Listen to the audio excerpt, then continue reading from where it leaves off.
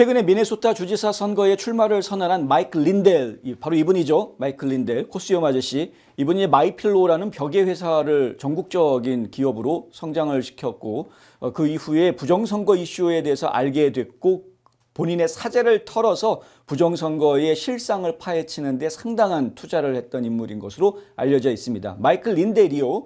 이 2020년 부정선거에 대한 모든 증거가 이미 트럼프 행정부의 법무부 그리고 선거 공정성 태스크포스를 통해서 확보가 되어져 있는 상태다. 이것을 1월 달에 공개하겠다라고 폭로했습니다. 1월 달에. 예, 1월에 공개하겠다. 얼마 남지 않았습니다. 바로 다음 달입니다. 린델은 트럼프 대통령이 이 정보를 공개하면서 범죄 집단인 민주당은 역사 속으로 사라질 것이다 라고 강조했는데요. 이 같은 발언은 어제 저녁에 보수 인플루언서로 유명한 분이죠. 알렉스 존스라는 분이 진행하고 있는 팟캐스트 인포월스를 통해서 나왔습니다. 린델은 인포월스에 출연해서 1시간이 넘는 인터뷰를 진행을 했는데 그 인터뷰 내용에 여러 가지 이야기들이 있었습니다만 그중에 대선과 관련된 이야기가 있었습니다.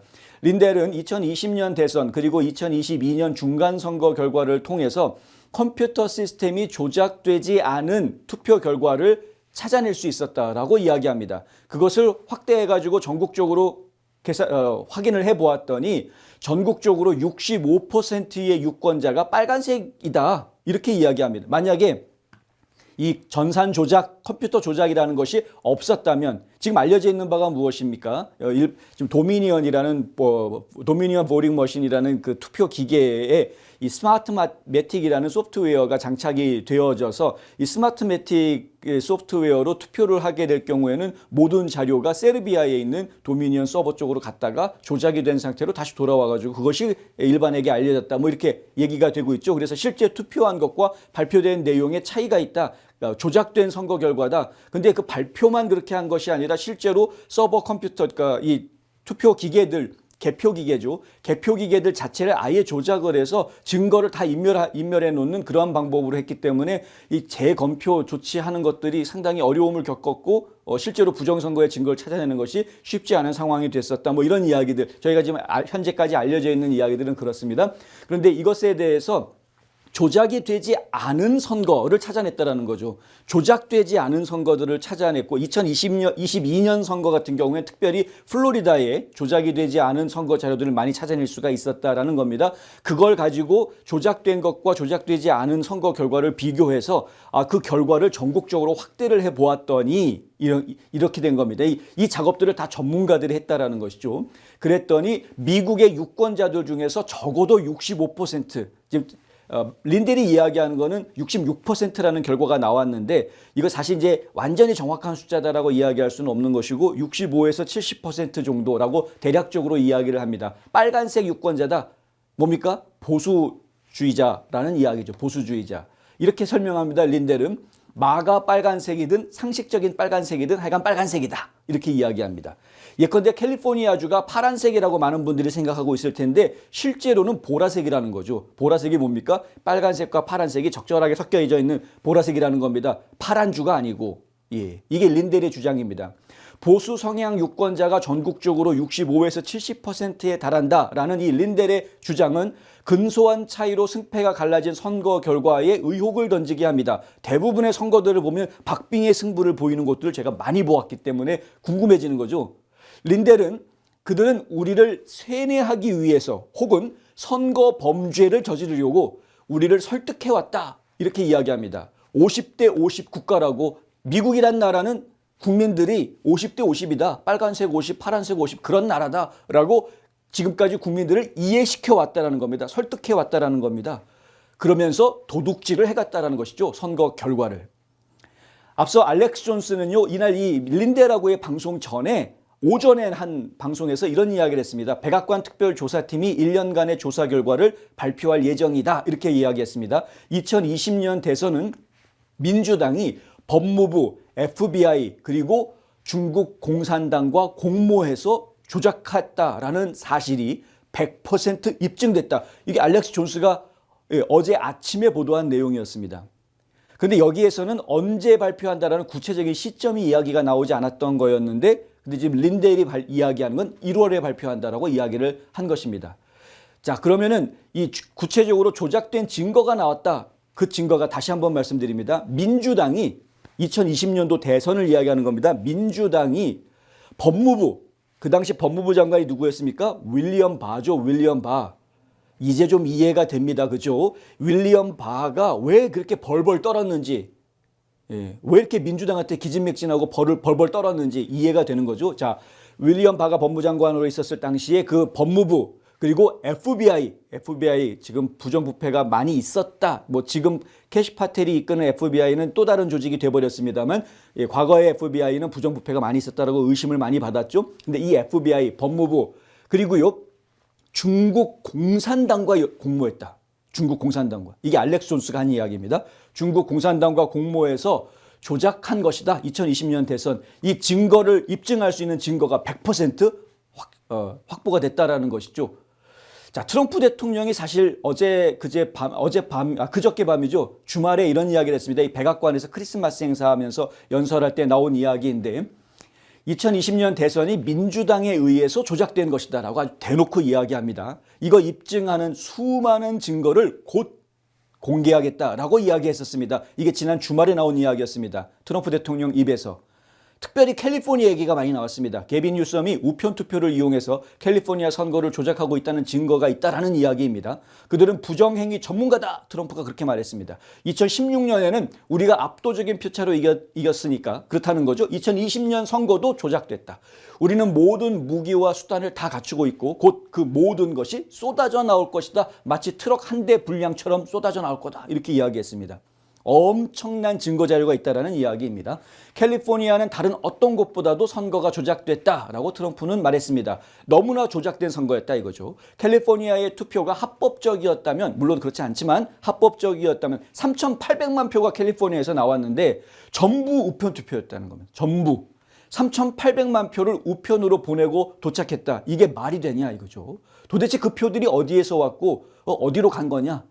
트럼프 대통령이 그런 질문을 던졌었습니다. 그런데 그 질문을 던지고 나서 월요일 아침에 알렉스 존스가 이야기할 때는 민주당과 법무부와 FBI와 중국 공산당이 공모해서 부정선거가 이루어졌다. 그 자료가 발표될 거다라고 이야기했고요. 그리고 어제 저녁에 나온 이야기는 마이클 린델이 2020년, 2022년 부정선거 확실하게 증거 지금 정부가 다 확보하고 있다.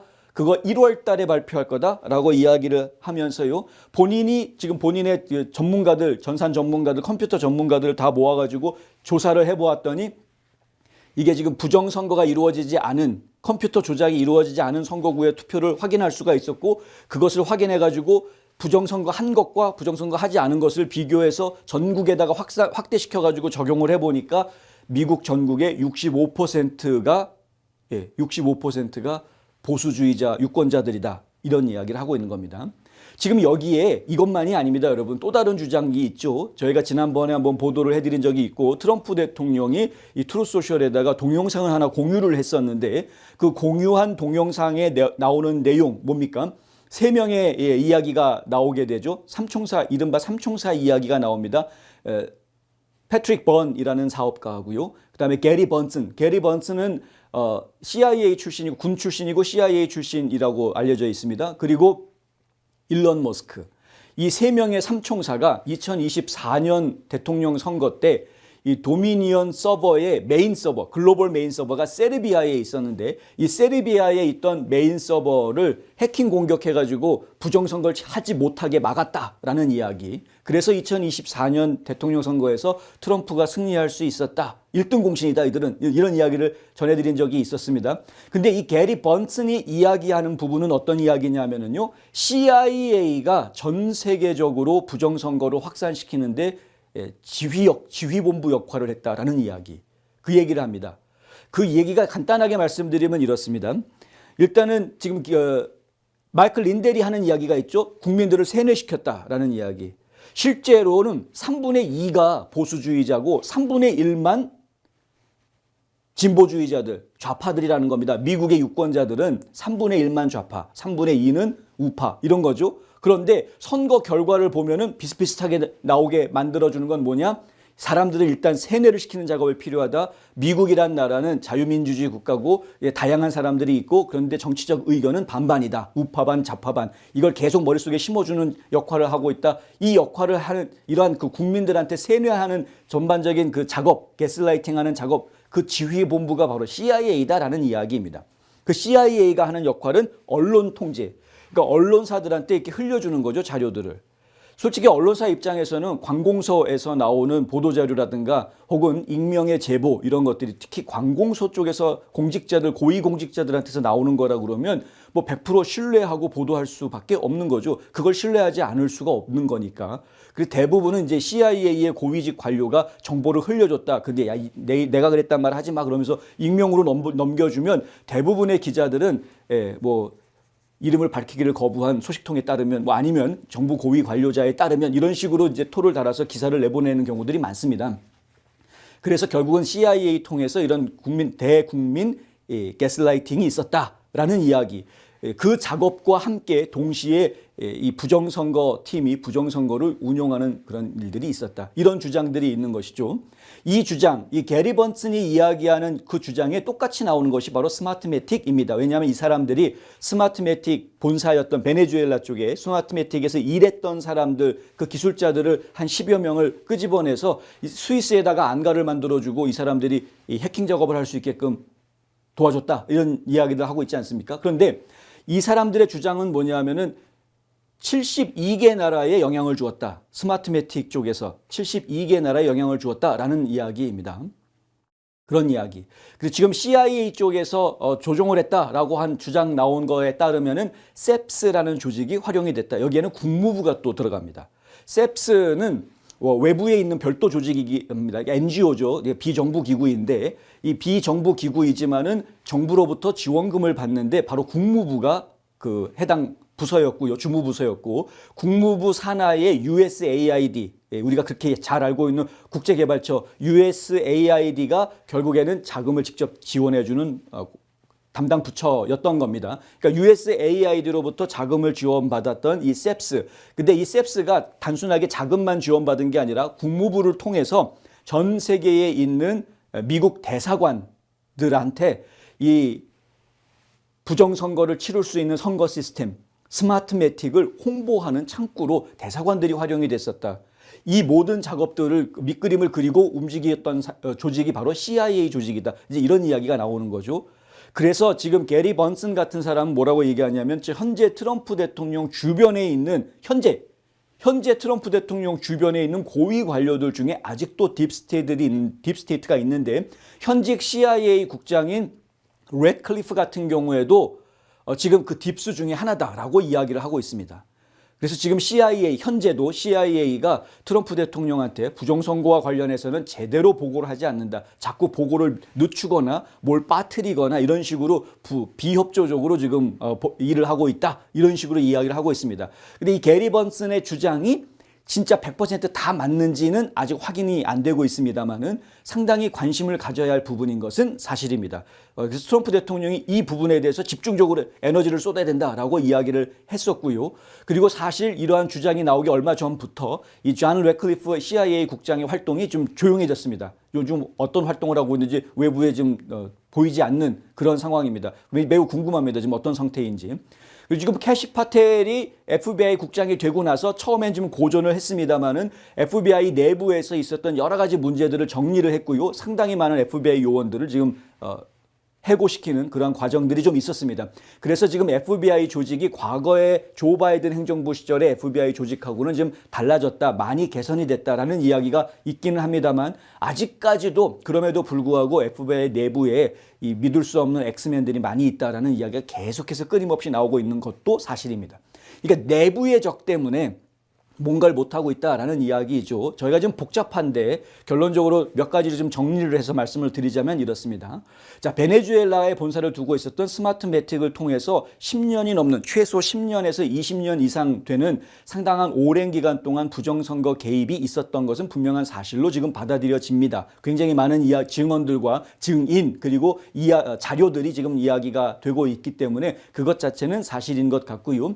여기에서 지금 저희가 궁금해하는 부분은 그럼 그런 배후가 누구냐라는 부분인데 궁극적으로는 베네수엘라의 마두로 정권도 이야기가 될 수 있겠습니다만 더 깊이 들어가면 끝내는 중국에 나올 수밖에 없다라는 것이죠. 그 중국의 왕후닝이 최고 사령관이다라고 이야기한 존 밀스를 우리는 기억을 하고 있는 겁니다. 자, 지금 부정선거에 대해서 강하게 주장하고 있는 여러 팀들이 있는데요. 근데 그 중에 한 팀입니다. 마이클 린델이 이야기하는. 마이클 린델은 본인의 사재를 들여서 전문가들, 사이버 전문가들을 고용을 해가지고요. 부정선거 관련된 데이터들을 분석을 해서 이것이 부정선거 흔적이다라고 주장을 했고 반박할 사람 있으면 반박해라. 논리적으로 반박해서 우리를 설득시키면 내가 $500만 상금 줄게라고 대회까지 열었던 그런 인물입니다. 근데 이 과정을 통해서 나온 자료들이 상당 부분이 뭐냐 하면은 추정 자료입니다. 예, 상당 부분이 추정 자료입니다. 아까 저희가 설명드렸던 것도 그렇지만 마이애미 쪽에서 나온 데이터들을 분석해 보니까 부정선거로 된 결과하고 부정선거가 아닌 오리지널 결과하고 차이가 이렇게 났으니 이것을 다른 지역에도 적용을 하면 뭐 이런 식으로 가는 거거든요. 그러니까 결국은 추정 자료를 통해서 이야기를 하고 있는 것이어서 구체적인 증거가 될 수 있는지 이 부분은 저희가 상당히 애매한 부분이 있을 수 있는 겁니다. 그래서 사실 부정선거를 이야기할 때 음모론이다라는 공격을 받게 되면은 마이클 린델 같은 경우에는 조금 좀 방어하기가 애매한 이런 상황이 됐던 거고요. 그리고 실제로 법원에서 제대로 증거 채택을 안 해주었던 그런 사례들이 여러 차례 있었던 거죠. 그런데 지금 엊그제 트럼프 대통령이 직접 이야기하면서 민주당이 부정선거를 주도한 증거가 있다라고 이야기했던 부분. 그리고 지금 어제 아침에 알렉스 존스가 이야기했던 이 부정선거와 관련해서 민주당 FBI 법무부가 중국 공산당과 한통속이 돼서 일을 저질렀다라는 이 부분, 이 증언에 대해서는 저희가 신경을 좀 써야 될 부분이다라는 이야기이죠. 그리고 또 한 팀이 바로 그 삼총사 팀입니다. 그러니까 이 스마트매틱에 있던 직원들을 이용해 가지고 이 세르비아에 있는 도미니안 글로벌 서버를 해킹했다라고 이야기하고 있는 이 팀들이 또 하나의 팀이고요. 근데 기본적으로 이제 일론 머스크 같은 경우에는 이 좌파들은 DNA 자체가 다르다라고 이야기를 하는 그런 인물이기 때문에 어쨌든 또 보겠습니다. 그리고 또 하나의 팀이 바로 아까 말씀드렸던 존 밀스, 지금 현재 국무부에서 부차관보로 들어가 있는 이 존 밀스를 존 밀스가 포함되어져 있는 또 하나의 선거감시 팀이 있는데 이분들이 이제 중국의 관련설에 대해서 계속해서 이야기를 해오고 있는 그런 상황이죠. 자, 그러면 왜 하필이면 1월 달에 이러한 발표를 하게 되느냐라는 시점에 대해서 저희가 잠깐 좀 설명을 드려야 될 것 같습니다.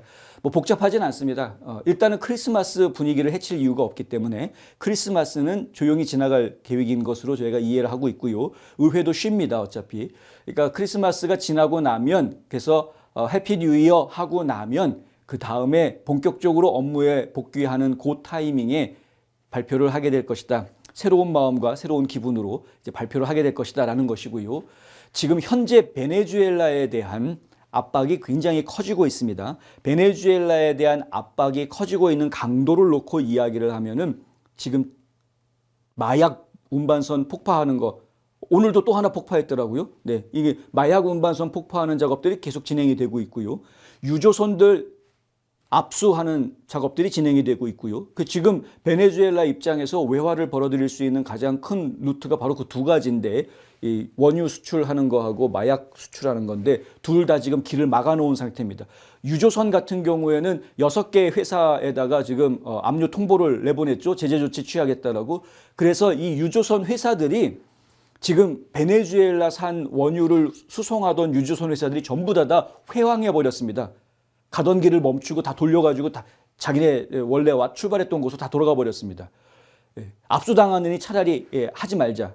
그러니까 지금 원유 수출 길이 완전히 막혀 있는 상태입니다. 베네수엘라 같은 경우에는. 이런 상황이고요. 거기에 뭐 항공모함 전단은 이미 전작부터 가 있었죠. 거기에다가 펜타닐을 지금 대량 살상 무기 WMD 대량 살상 무기로 지정을 했습니다. 트럼프 대통령이. 이게 어제 나온 이야기입니다. 그러면 대량 살상 무기 지정이라는 표현에 우리가 딱 드는 생각이 부시 대통령이 생각이 나죠. 부시 대통령 때 대량 살상 무기가 이라크에 있다 해가지고 이라크 전쟁을 벌이지 않았습니까? 예, 실제로 들어가서 봤더니 없었습니다만 어쨌든 대량 살상 무기가 있다 해가지고 전쟁을 벌리는 이유로 원인 뭡니까? 명분으로 이 WMD를 사용을 했었다라는 것이죠. 그러니까 지금 베네수엘라도 이 펜타닐이 WMD다. 펜타닐 계속 지금 수출하고 있다. 그럼 뭡니까? 대량 살상 무기를 수출하고 있는 나라니까 이 대량 살상 무기를 없애야 되겠죠. 만드는 것 자체를 못하게 만들어야 되겠죠. 그러니까 베네수엘라에 대해서 그냥 단순하게 마약 카르텔 소탕 작전 정도 수준이 아니라 아예 그냥 전쟁을 벌일 각오까지 보여준 셈입니다. 전쟁을 벌이기 위해서는 의회의 승인을 받아야 되는데 의회가 승인할 수 있도록 충분한 근거들을 만들어주고 있는 겁니다. 여기에 지금 부정선거까지 나온 겁니다. 부정선거. 그리고 트럼프 대통령이 아주 과감하게 이야기를 하지 않습니까? 민주당 너희들이 부정선거를 일으켰다라고. 그 증거를 가지고 있다. 무슨 얘기입니까? 전쟁할 준비 지금 다 해놓고 있는데 의회 허락을 받아야 되거든요. 의회. 그런데 민주당한테 부정선거 증거 공개하겠다라는 이야기는 전쟁 선포할 테니까 의회에서 승인하라라는 이야기입니다. 이 압박이 지금 동시에 이루어지고 있는 겁니다. 그래서 베네수엘라에 대한 전쟁 선전포고를 합법화하기 위한 전초 작업이 지금 다 진행이 됐다라고 보시면 될 것 같고요. 크리스마스 시즌 지나고 이제 새해가 되면 그럼 본격적으로 베네수엘라에 대한 선전포고 작업이 진행이 될 것으로 저희는 이해를 합니다. 이러한 일들이 지금 하루아침에 이루어진 것이 아니죠. 하나하나 진행되어져 왔다라는 것을 기억하실 필요가 있고요. 또 한 가지 말씀드려야 될 건, 그럼 베네수엘라는 왜 그렇게 하면서 한국은 아무것도 하지 않느냐? 베네수엘라는요, 여러 가지 증거들이 있습니다. 첫 번째 어떤 증거가 있냐면요, 마차도가 실제 대통령으로 당선이 된 실질적인 국민이 선택한 대통령이다라는 증거가 있습니다. 그 자료가 있다라는 것이죠. 베네수엘라의 선거가 부정선거였고, 부정선거인데 결과로 저희가 마이클 리델이 그 얘기도 하는데요. 이 방송에 보면은 마차도하고 마두로하고 한 200만 표 이상의 표차가 있었던 것으로 이야기를 합니다. 그러니까 국민들은 마차도를 선택을 해줬던 것이 확실한데, 그런데 선거 조작을 해서 마두로가 선거에서 이겼다라고 나중에 발표하고서는 그냥 엎어버렸던 이런 상황이었다라는 거죠.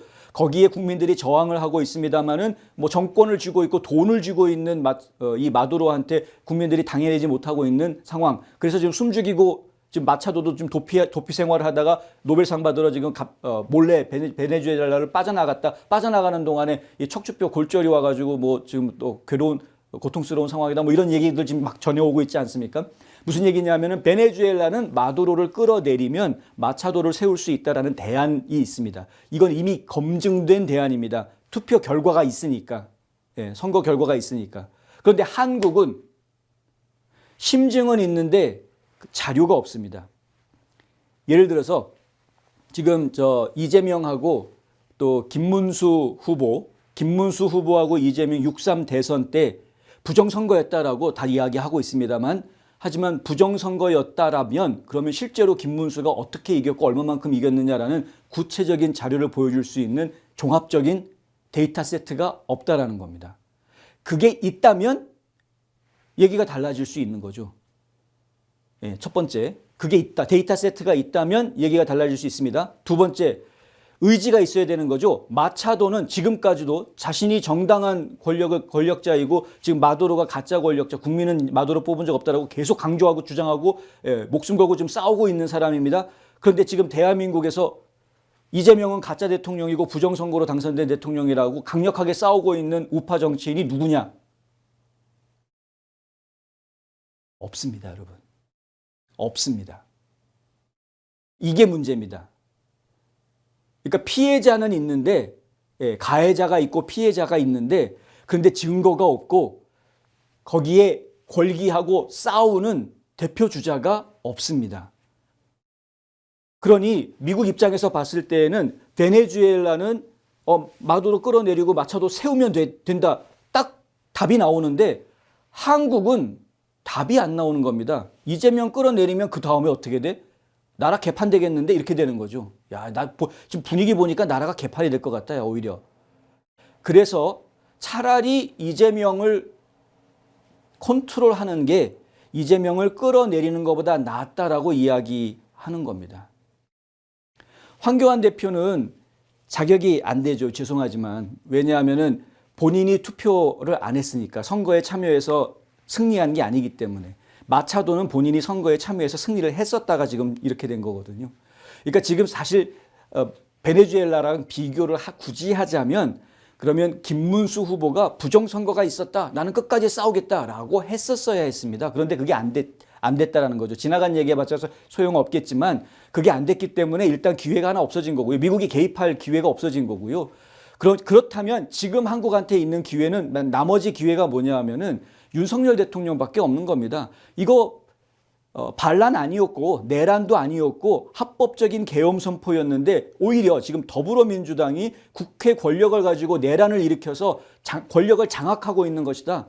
내란을 일으킨 거는 더불어민주당이 내란을 일으킨 거고 입법 독재를 하고 있는 이러한 모습이다. 그래서 지금 윤석열 대통령이 지금 피해자다. 근데 윤석열 대통령은 지금 상황이 어떻습니까? 싸우겠다고 하고 있지 않습니까? 이거 잘못됐다. 정의 구현을 위해서 내가 싸우겠다. 목숨 걸고 싸우겠다. 윤 대통령은 그 얘기를 하지 않습니까? 그러니까 윤 어게인은 가능하다라고 저희가 자꾸 말씀드리는 겁니다. 예. 그거 탄핵 무효다로 갈 수 있는 그 길을 찾아가야 된다라고 말씀을 드리는 겁니다. 부정선거 주장해가지고 김문수가 대통령이 되는 길이 이미 없어졌기 때문에 결국은 지금 탄핵이 잘못됐다로 해서 윤 어게인으로 가는 길밖에는 남지 않았느냐라고 말씀을 드리는 겁니다. 그런데 지금 대한민국에서 그러한 노력이 얼마만큼 진행이 되고 있느냐, 이게 저희가 굉장히 안타깝다라고 말씀을 드리는 거죠. 한 가지 저희가 희망적으로 보고 있는 건 뭐냐 하면 지금 국민의힘당의 책임당원 월 1,000원씩 내는 책임당원 숫자가 100만 명이 넘었는데 이게 사상 처음이다라는 이야기가 나오고 있다는 것. 이건 저희가 굉장히 고무적으로 보고 있는 현실입니다. 매우 자랑스럽습니다. 솔직하게 말씀드려서 어떤 분들은 이제 책임 당원 말고 일반 당원들, 이 회비 안 내는 일반 당원까지 합하면은 그러면 거의 뭐 300만 가까이 될 거다라고 이야기를 해주시는데 너무너무 좋습니다. 어찌됐든 간에. 어쨌든 많은 분들이 더 국민의힘당에 들어가셔가지고요. 이 윤 어게인파가 국민의힘을 장악하는 상황이 되어줘야, 그리고 한동훈 같은 떨거지들 몇 명 좀 잘라내고 내분을 일으키려고 했던 찌끄러기들 좀 잠잠하게 좀 이렇게 입단속 해놓고, 그리고 국민의힘이 컨트롤 타워로 바로 서게 되면 그런 보수 대통합은 한순간에 이루어진다. 제가 여러 차례 말씀을 드렸죠. 황교안 대표가 이끌고 있는 자유혁신당도 그렇고 정광훈 목사가 이끌고 있는 자유통일당도 그렇고요. 지금 조원진 대표 이끌고 있는 우리 공화당 다 마찬가지입니다. 전부 다 국민의힘이 제대로만 서준다면 why not? 우리 합쳐주겠다. 통합하겠다. 다들 그렇게 이야기하고 있습니다, 여러분. 그러니까 국민의힘이 좀 제대로 컨트롤 타워로 서야 되는데 그러려면 윤 어게인이 국민의힘을 장악을 해야 된다. 그 얘기를 저희가 드리는 것이고요. 최근에 김민수 최고위원부터 해가지고 100% 당원들에 의한 100% 투표, 공천 없애자는 이야기죠. 그게 저는 그렇게 이해하고 있습니다. 공천이 아니라 이 당원들이 투표해가지고 후보자들 뽑고 모든 걸 결정하는 그런 방식으로, 그러니까 당원 민주주의 하자라고 이야기하는 목소리가 나오고 있는데 저희는 그걸 지금 기대하고 있습니다. 그렇게 되면은 그것이 바로 윤 어게인 파가 국민의힘을 장악하는 그런 모습이 되는 것이죠. 이게 미국에서 공화당이 마가 유권자들한테 장악되어진 바로 그 모습인 겁니다. 똑같은 모습인 겁니다. 그것이 이루어지면 그러면 승산이 굉장히 생기게 됩니다. 승산이 매우 커진다. 미국이 개입할 수 있는 기회도 열리게 되고요. 바로 그 얘기를 드리는 겁니다. 부정선거 이슈는 안타깝지만 지금 일단은 미국이 베네수엘라를 치는 용도로 사용이 될 것이고, 베네수엘라를 치는데 민주당 정치인들이 함부로 하지 못하게 입막음시키는 용도로 일단 사용이 될 것으로 예상이 되고 있습니다. 흥미로운 점은 이게 다가 아니라는 거죠. 알렉스 존스가 이야기한 것처럼 이게 배후는 결국은 중국으로 간다. 존 밀스도 얘기했던 것처럼 결국은 중국으로 갑니다. 타겟은 중국 공산당입니다. 그러니까 중국 공산당이 최종 타겟이 될 것인데 1차적으로는 베네수엘라를 건드리게 될 것이다. 베네수엘라를 건드리게 되면은요, USAID와의 연관설이 나올 수밖에 없을 것이고요. 그러면 USAID가 또 A웹에도 돈을 주었다고 하니까 A웹도 연관성이 나올 수 있지 않겠느냐라고 기대하시는 분들이 많이 있습니다. 그리고 베네수엘라의 스마트매틱을 건들게 되면은 CEPPS라는 조직이 또 나오게 됩니다.